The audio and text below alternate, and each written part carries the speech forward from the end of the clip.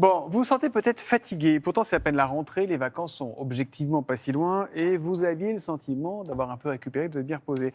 Et si c'était le syndrome de la Ah oui. fatigue chronique? Docteur Kierzek, aidez-nous. C'est quoi cette fatigue chronique? Attention à ne pas confondre avec, on a tous un petit coup de pompe, vous l'avez dit, les températures baissent, on a repris le boulot, etc. Les vacances sont un peu loin. Ça, c'est de la fatigue passagère. Et puis à côté de ça, il y a un vrai syndrome qui s'appelle le syndrome de la fatigue chronique. Ça a même un nom compliqué, c'est l'encéphalomyélite myalgique. C'est une fatigue qui dure plus de 6 semaines chez les adultes et qui s'accompagne d'un certain nombre d'autres symptômes. C'est-à-dire qu'on a beau se reposer, eh ben, ça ne fonctionne pas. On n'a pas de sommeil réparateur. On a beau se reposer, dormir, on est toujours fatigué. Myalgique, on a mal aux muscles. C'est-à-dire qu'on a vraiment des symptômes neurologiques. Donc, ce n'est pas du tout une fatigue, un petit coup de pompe. On est vraiment sur un syndrome et une maladie. Alors, c'est extrêmement compliqué parce que entre la fatigue passagère, entre un petit coup de mou psychologique, voire une dépression et ce syndrome de fatigue chronique, eh bien, c'est extrêmement difficile de faire le tri. Et pourtant, ça concerne beaucoup de monde, 130 000 à 270 000 personnes en France.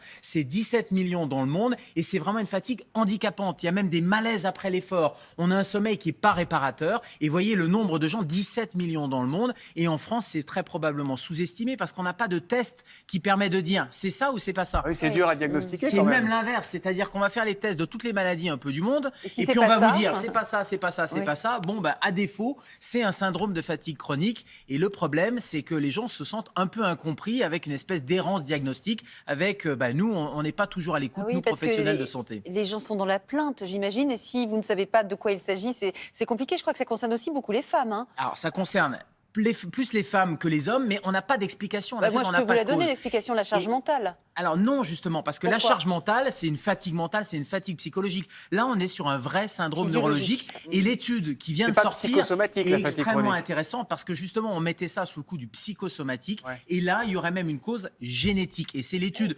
d'une biobanque. Alors, c'est des chercheurs qui ont étudié quasiment 2400 personnes et sur ces 2400 personnes, 2382 exactement, ils sont arrivés à identifier 199 variants sur 14 gènes. Ça veut dire Bref, quoi, ça? il y a une identification génétique, il y a une cause Ah. qui serait génétique. Alors, ça ne veut pas dire que c'est On est un gène fatigué transmissible. de père en fils, c'est Non, ça? alors c'est pas transmissible, mais ça veut dire qu'il y a une prédisposition génétique. Et en fait, on voit bien comment ça peut fonctionner. La prédisposition génétique, plus un facteur déclenchant, un stress, une infection virale, et les Covid longs en particulier, on en parle bah beaucoup oui. de ces fameux Covid longs, auraient à voir avec cette fatigue chronique et avec ce polymorphisme génétique. Donc, Bref, il y a une vraie cause, et c'est là où on peut dire que c'est pas que la charge mentale. Donc, s'il y a une cause et qu'on se dit que c'est sans doute un truc qui tourne autour de la génétique, ça veut dire que ça va ouvrir la voie à des traitements, à des médicaments, C'est ça l'intérêt, parce qu'on est un peu pris au dépourvu. C'est-à-dire que les gens, on étiquette syndrome de fatigue chronique. Ok, ça fait une belle jambe d'avoir des gènes qui sont identifiés, mais le but du jeu, c'est d'avoir un traitement, et pour l'instant, on n'a pas grand-chose.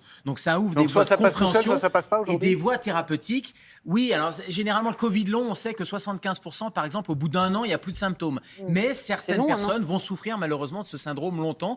Alors, il y a un certain nombre de choses qu'il faut éliminer. Par exemple, si vous avez une infection dentaire, une sinusite chronique, tout ça, ce sont des facteurs déclenchants. L'appareil respiratoire aussi, au niveau des muscles, on va aller chercher d'autres causes. Et une fois qu'on a éliminé les autres causes, après, on n'a que des conseils hygiéno-diététiques, j'allais dire. Alors, c'est faire attention à son alimentation, faire attention à l'hygiène, à son sommeil, des techniques de relaxation, c'est tout ce qui est médecine complémentaire qui sont extrêmement intéressantes. Mais bref, ce sont des petits moyens et c'est là où cette étude, elle est intéressante parce qu'elle va donner une reconnaissance aux patients ou aux patientes, comme vous dites, Julia, parce que c'est plus les femmes et surtout, on espère, une voie thérapeutique. C'est dur pour les patients quand Bah, ils bien vont voir des sûr. médecins qui ne savent pas leur dire ce qu'elles ont. Exactement. Mais C'est- c'est dur pour nous aussi, on psychologiquement, préfère avoir c'est un vrai compliqué. diagnostic et un traitement.